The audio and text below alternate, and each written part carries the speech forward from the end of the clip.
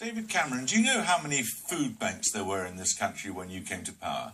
I don't have the exact figures, but I know that usage of food banks has gone up, and there are many amazing volunteers who man those food banks and provide an important service. There were 66 when you came to power. There are now 421. 900,000 people took food parcels last year, free food parcels. You talked about broken Britain and fixing it.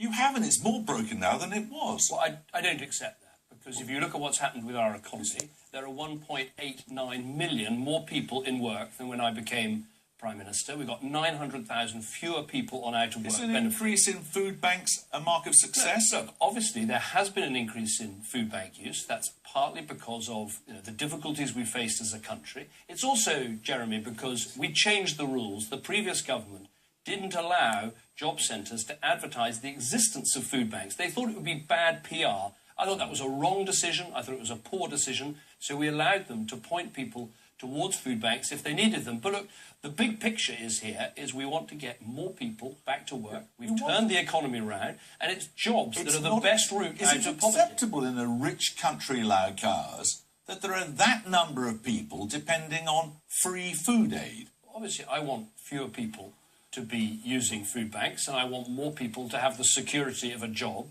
But we have created 1,000 jobs for every day this government's been in office. Now, that's a statistic, but behind that statistic are people who are able to provide for their families, who are earning a wage, who are able to build a better life. How many of those jobs are zero-hours contracts? About 1 in 50 jobs are zero-hours contracts. So this is an important Could you point, live on a zero-hours contract? No. Some people choose a zero-hours contract, for instance, students, because they want the flexibility. What we did is, hold on a second, we outlawed, first government to do this, the idea of exclusive zero-hours contracts where you can only work for one business. So we passed a law saying that shouldn't happen. But it is a myth, as some people want to say.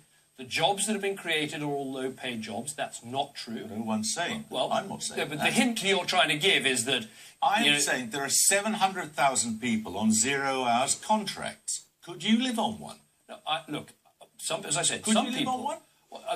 I want to create a country where more people have the opportunity of the full-time work that they want. Could you live on a zero-hours contract? Well, look, that's not the question. The question is... Well, it's the question I'm asking. Well, yeah, but the point is some people choose a zero-hours contract. If you're a student, for instance, and you want to do some part-time work, a zero-hours contract can work for you. That's why we haven't outlawed them altogether. What we've outlawed is exclusive zero-hours contracts. And no, I couldn't live on one of those, and that's why we outlawed them. But the person, for example, a colleague of mine this morning spoke to a man in the northeast, Patrick.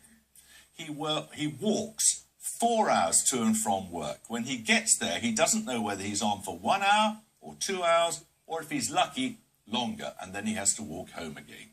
He gets £6.75 an hour. He works between 8 and 12 hours a week on average. Now, is that any way to live? No, I want